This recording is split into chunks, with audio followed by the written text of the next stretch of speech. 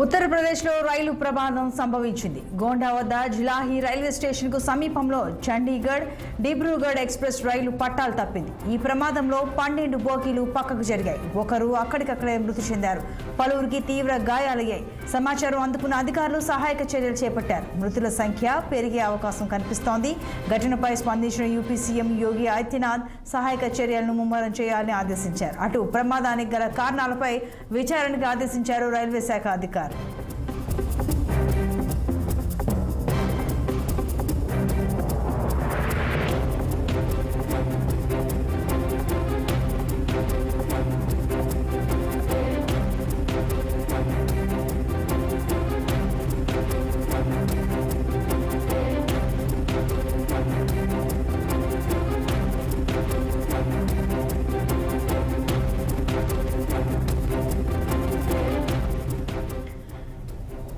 ఇక ఈ రైల్వే ప్రమాద ఘటనకు సంబంధించి మరింత సమాచారం మా చీఫ్ బ్యూరో అశోక్ అందిస్తారు. అశోక్, చెప్పండి, సహాయక చర్యలు ఏ విధంగా కొనసాగుతున్నాయి, వివరాలేంటి?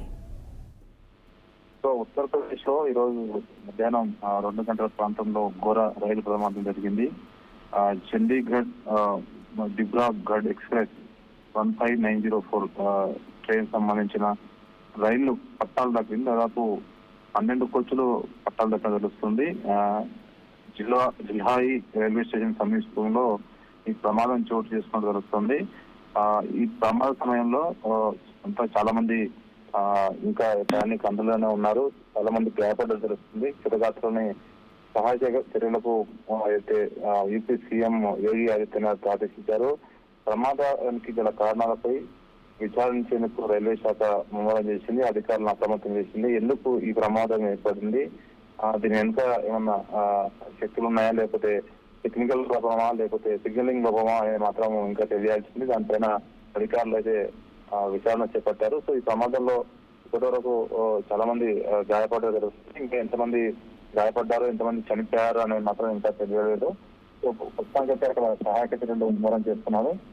ఎన్డీఆర్ఎఫ్ సిబ్బంది కానీ పోలీసులు ఎంతో సమన్వయంతో అధికారులతో కలిసి ఇక్కడ ఏర్పాట్లు అయితే మొత్తం ఏదైతే దానికి సంబంధించిన సహాయక చర్యలు అయితే ముమ్మరం చేశారు. సో ఇది ఒక పెద్ద దుర్ఘటన చెప్పుకోవచ్చు. 12 బోగీలు ఒక్కసారి పగగా జరగడం అంటే అది రైల్వే పట్టాలకి ఇట్లా ఏమన్నా అదేమన్నా ఈ వర్షాల వల్ల ఏమైనా డ్యామేజ్ అయ్యాయనేది మాత్రం ఎంక్వైరీతో తెలియాల్సింది. ఓవరాల్ అయితే ఈ ఘటన పైన అటు ప్రధాని రాష్ట్రపతి కూడా దిగ్భ్రాంతి వ్యక్తం చేశారు. సో దీన్ని సీరియస్ గా తీసుకున్న అటు కేంద్ర రైల్వే శాఖ మంత్రి కూడా సీరియస్ అయ్యారు. దీన్ని ఎందుకు ఈ కారణానికి గల కారణాలు తెలుసుకోవాల్సిన అవసరం ఉందంటూ ఎంక్వైరీ కూడా ఆశించారు. సో చూడాలి మరి ఇంకా ఎంతమంది దీనిలో గాయపడ్డారు, కానీ పేరు మాత్రం ఇంకా తెలియాల్సింది.